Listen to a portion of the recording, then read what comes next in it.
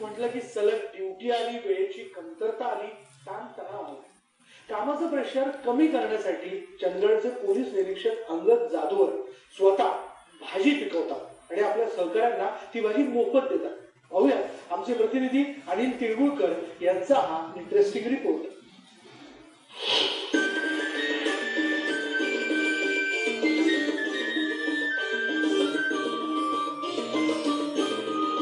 हा काही एखाद्या गावातला भाजीचा मळा नाहीये.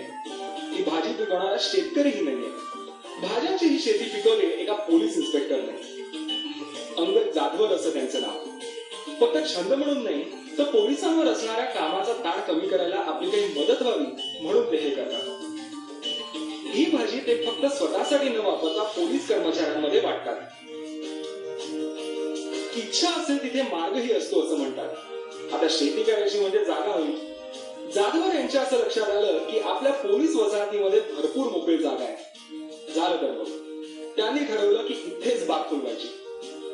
आज इथे भेंडी, वांग, टोमॅटो, मिरची अशा अनेक भाज्या पिकतात. इथे चालण्यासाठी एक वॉकिंग ट्रॅकही त्यांनी तयार केला आहे.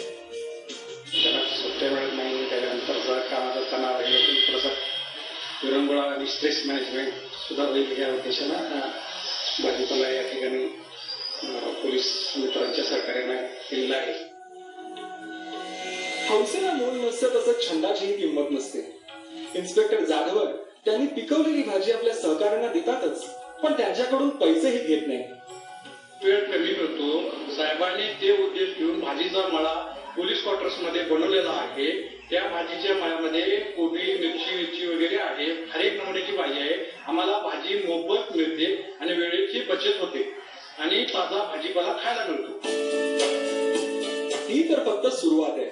पुढच्या 5 वर्षांमध्ये ही बाग आणखी फुलेल. जास्त भाज्या पिकतील. आज या मोकळ्या जागेचा मस्त वापर होतोय. पोलिसांना घराखालीच पिकवलेली, रसायनं न फवारलेली भाजी मिळते आणि काहीतरी वेगळं करण्याचं समाधान इन्स्पेक्टर जाधवरांनाही मिळतंय. त्यांच्या या प्रयत्नांना IBN लोकमतचा सलाम. अनिल तिळगुळकर, IBN लोकमत, चंदगड. यानंतर